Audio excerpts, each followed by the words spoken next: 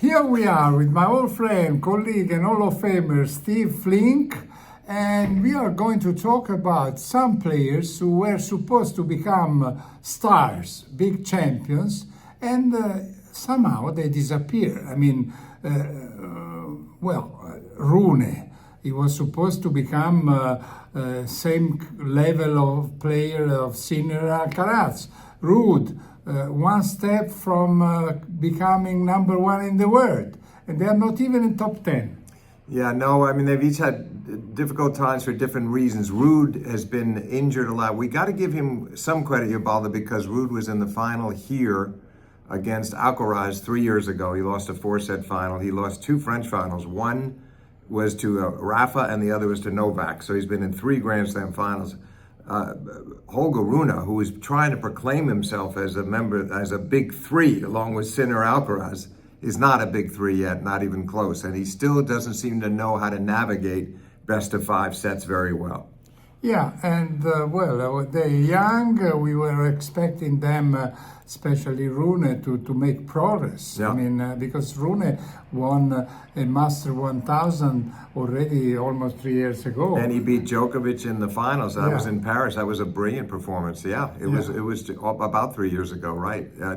He's been disappointing, and somehow every time you think he's going to get going again, he stalls. I don't understand it. And he changes coach all the time. And there is the mother who is very, there all the time, and right. It's probably is a little bit the situation of Tsitsipas and his father. Yeah, it's very similar. And you remember for a while, Rune brought in Boris Becker, and I thought Boris could be very helpful to him. It didn't last long at all. Yeah. So I don't know what. And then they talk about Agassi with. Yeah, someone. he did consult. Agassi consulted with him early in the season, apparently, and he said he had a lot of great things to say, but that doesn't seem to be the right kind of arrangement. It's not like Agassi is saying, at least for now, not saying to him, "I'll go out on the road with you 16 weeks a year. I'll be with you at all the slams." It seems to be more that they just had a few little sessions. Yeah. Then there was another young guy who won a tournament, a Master 1000 in Miami,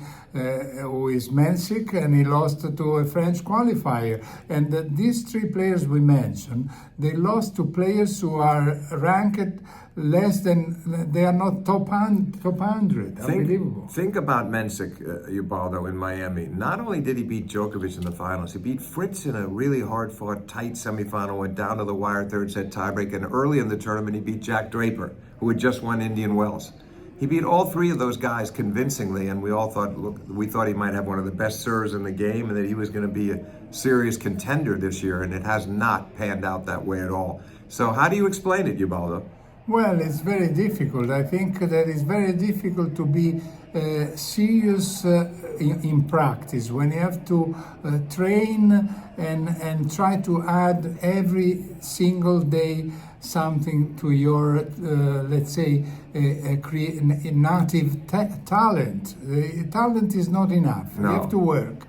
And I would say that Jannik Sinner and Carlos Alcaraz are proof of that, because they are 2 who work every day and they are very concentrated on tennis. Sinner naturally, Alcaraz with the help of Juan Carlos Ferrero. Yeah, exactly. You're right. They're supremely dedicated and they hate to lose, and it's no accident that we've seen them in 7 Grand Slam finals in a row together, and they may make it 8 now. And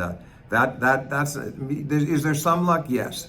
You look at Sinner at Wimbledon. He was a bit lucky that Dimitrov got hurt. Yeah. Dimitrov had him down 2 sets, but nevertheless, he then had to come back and still win some big match. In the end, he had to knock off Alcaraz in the final, who'd beaten him 5 in a row. And Carlos bounces back very well from his losses.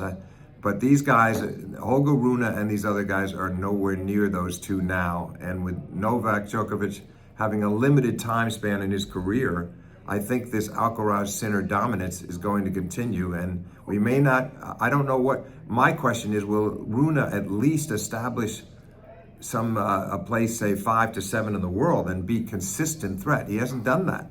Yeah, And then there are also the Russians, all but Rublev, that are in crisis. I mean, Medvedev is crazy. He won only one match in 4 slams in Australia. Right. Kashanov was getting better, but today he lost to Michalczak, who is the player who had beaten Berrettini. And when Berrettini lost to Michalczak, he decided not to play anymore. He hasn't played any tennis at all, and in Italy they doubt that he will try to come back, because Berrettini said the problem is not only my body, but he's here. And Khashanov's been playing so well, Ubaldo. It's a shame to see him let that get away from 5-2 in the 5th. And you said, I didn't see the end of it, you said he had match points. Yeah. I think you thought he did, yes. Yeah, but Khashanov. Yeah. And then, well, today you saw a match between Cobolli. Every point. What do you mean I saw him? Every point, and I was waiting for a certain Italian reporter who's sitting next to me right now to join me at court. Ubaldo, it was a delight to watch it.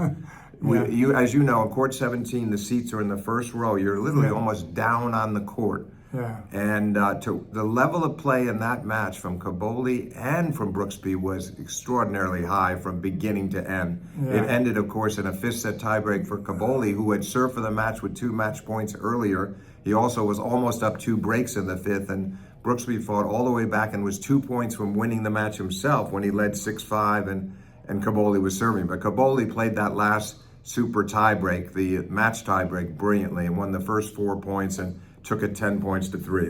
A very good win for Italy over the United States. Yeah, and then next Cobolli will have to play next match versus Musetti. And, who are you picking there? Well, I think Musetti has more experience. Yeah. And so I think he's number 10 in the world, and he will probably win, but also because Cobolli played twice 5 sets, one after the other. Well, I'm giving Cobolli a 49% chance to win that match. Okay, listen, we will see what happens. I want to say thanks again to my friend, old friend, colleague, and Hall of Famer Steve Flynn. Bye-bye, see you tomorrow. Perfect.